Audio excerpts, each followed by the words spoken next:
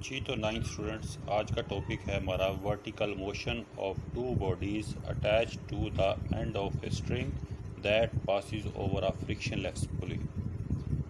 इस टॉपिक में हम दो बॉडीज़ का सिस्टम है जो कि एक रस्सी से बंधी हुई हैं और एक पुली के ऊपर से गुजर रही हैं।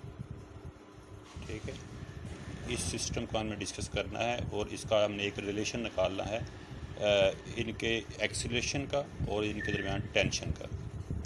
उसका मैथमेटिकल रिलेशन निकालना हमने। चलिए शुरू करते हैं। ये लॉन्ग क्वेश्चन है, इसको कैसे लिखना है आपने ये मैं आपको बताता हूँ। अभी ये देखें ज़रा, सबसे पहले क्वेश्चन आपको ये आएगा पेपर में, find the tension and acceleration. ये दो चीज़ें फाइंड करनी है इसमें, टेंशन और एक्सीलरेशन का एक्सप्रेशन फाइंड करना आपने। Find the tension and acceleration during vertical motion of two bodies attached to the end of a string that passes over a frictionless pulley। ठीक है, ये एक पुली है जो एक छत के साथ या किसी के साथ लटकी हुई है, उसके ऊपर से एक रस्सी गुजर रही है। ठीक है, इनके दोनों सिरों पे दो बॉडीज़ अटैच है, एक का नाम ए है, एक का नाम बी है। ए का मैस जो है M1 है और बी का मैस M2 है। ठीक है, अब इसको डिस्कस करते हैं। अब आंसर कैसे करना आपने शुरू, consider two bodies A and B of masses M1 and M2। दो बॉडीज़ आपने ली, एक का मास M1 है, M2 एक दूसरे का M2 है, लेकिन एक कंडीशन है कि इसमें M1 जो है वो ग्रेटर देन M2 है, यानी M1 बड़ा है, M2 छोटा है। ये आपने कंसीडर करना है। ठीक है, let the M1 greater than M2, ये कंडीशन है। These two bodies are attached to the opposite end of a string. The string passes over a frictionless pulley। ठीक है, ये दोनों एक स्ट्रिंग के साथ अटैच हैं और वो स्ट्रिंग जो है एक पुली के ऊपर से गुजर रहा है। ठीक हो गया। अब the body A is heavier, क्योंकि M1 बड़ा है तो वो हैवियर है, तो क्या होगा, ए बॉडी है भारी होने की वजह से नीचे की तरफ वो मूव करेगी और बी जो है कम भारी है तो वो ऊपर की तरफ मूव करेगी। लेकिन जितनी स्पीड से ए नीचे आएगा बी उतनी स्पीड से ऊपर जाएगा, यानी कि जो ए में एक्सिलरेशन होगा बी में भी वही एक्सिलरेशन होगा। तो हम ये आगे डिफाइन करेंगे, the body A is heavier so moves downward with the same acceleration A.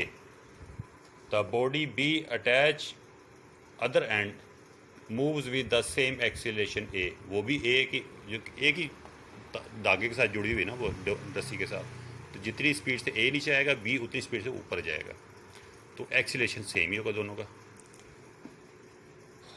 As the pulley is frictionless let the tension in the string is T. अब ये देखें,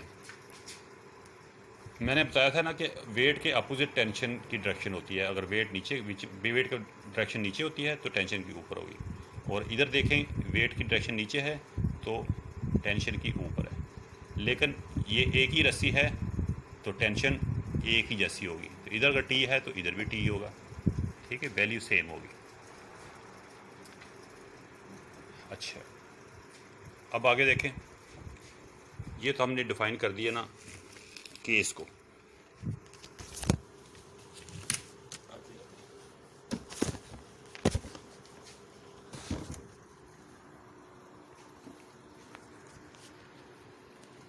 अच्छा, अब हम लफ्ज़ डिस्कस करेंगे कि हर बॉडी के ऊपर कितनी फोर्स लग रही है। नेट फोर्स ऑन बॉडी ए। अब ये बॉडी ए है, इस पे नेट फोर्स क्या लग रही है। अच्छा, इससे पहले मैं एक एग्जांपल देता हूँ। ये एक गाड़ी है, ठीक है,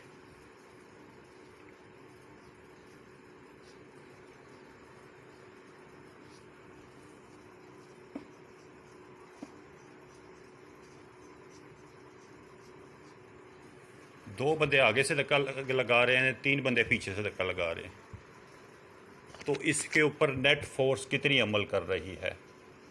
नेट फोर्स के बारे में मैं पहले बता चुका हूँ आपको, तो आपको ये रिवाइज हो जाएगा। नेट फोर्स कितनी लग रही है इसके ऊपर,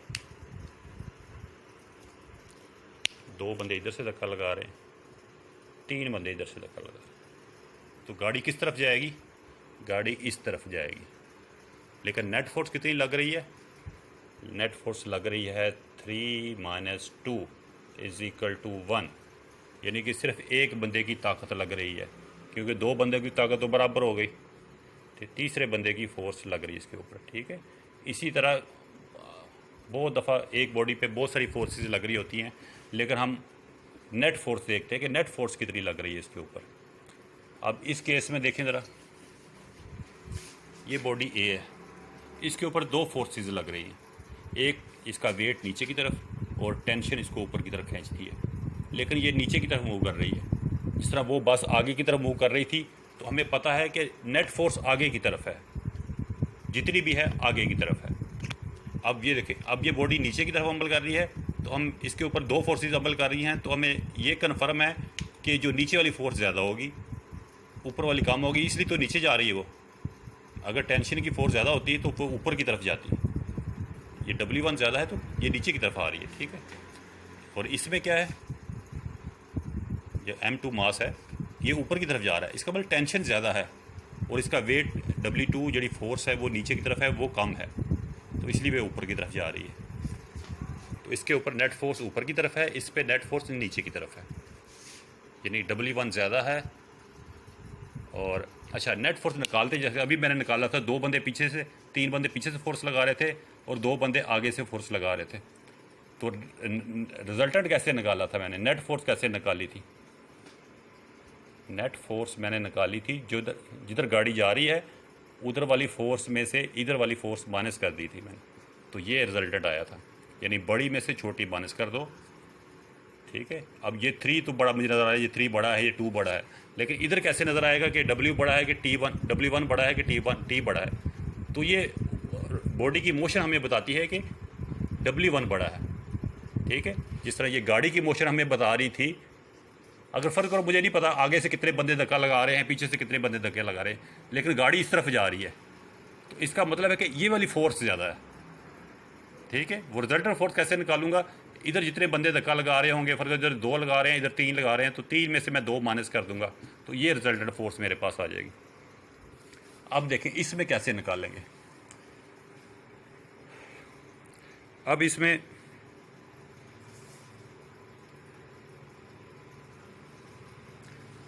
अब इस पे ऊपर जो M1 के ऊपर फोर्स लग रही है, जो ए बॉडी पे लग रही है, तो उसका मैं नाम रख देता हूँ F1।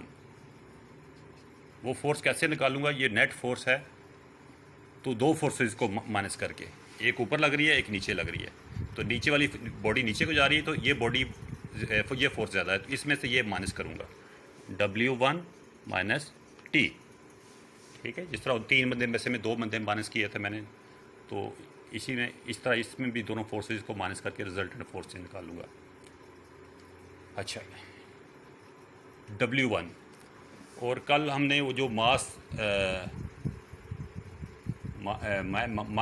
वेट का पढ़ा था, उसमें वेट कैसे निकालते हैं, W बराबर होता है mg के, तो ये W1 है तो M1 होगा g साथ।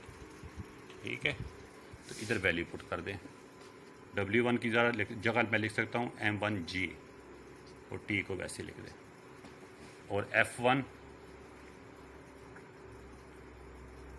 अच्छा F1 फोर्स, मैंने आपको जो सेकंड लॉ पढ़ाया था न्यूटन का, उसमें मैंने बताया था कि अगर आप कोई बॉडी को देखते हैं कि वो a एक्सीलरेशन के साथ मूव कर रहा है और उसका मास जो है वो m है, तो आप उसको अंदाज़ा लगा सकते हैं उसके ऊपर फोर्स कितनी लग रही है। ये फार्मूला, अगर एक्सीलरेशन आपको नज़र आ रहा है कि इतने एक्सीलरेशन से वो मूव कर रहा है, मास भी पता है, तो दोनों को मल्टीप्लाई करके आप फोर्स निकाल सकते हैं। तो इधर अगर F1 फोर्स है और उसके अंदर एक्सीलरेशन a है, इधर हमने डिस्कस किया था कि एक्सीलरेशन a है, तो अगर एक्सीलरेशन a है और उसका मास F1 फोर्स है, तो मास तो M1 है उसका, तो F1 किसके बराबर होगा, M1a के। आगे इसकी रीज़न डाल दें कि F1 = M1a के बराबर होता है। ठीक है, तो ये रिलेशन आ गया हमारे पास, इसको क्वेश्चन नंबर 1 कर लें। क्या कर लिया, इसको क्वेश्चन नंबर 1 रख लें। ये वो फोर्स है अच्छा, ये आ गया रिलेशन आपके पास नेट फोर्स ऑन बॉडी। अब आपने नेट फोर्स बॉडी बी पे निकालनी है।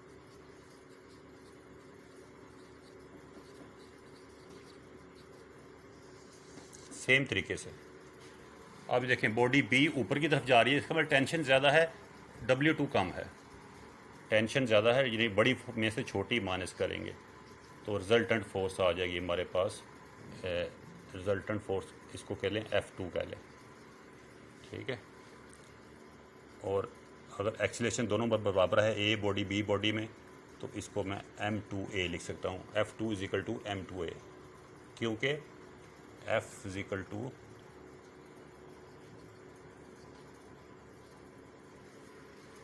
F2 is equal to M2A। और ये वैसे लिख लें, W2 किसके बराबर होता है? M2G के, ठीक है। W is equal to mg, W is equal to mg, ठीक है। ये दोनों F is equal to M में और W is equal to mg, तो ये W2 है तो M2 लिख लें। अच्छा, ये दूसरी रिलेशन आ गया हमारे पास 2। अब ये दो रिलेशन आ गया हमारे पास 1 और 2। अब इसको करना है आपने, अगर मैं दोनों को ऐड कर दूं, एडिंग 1 एंड 2,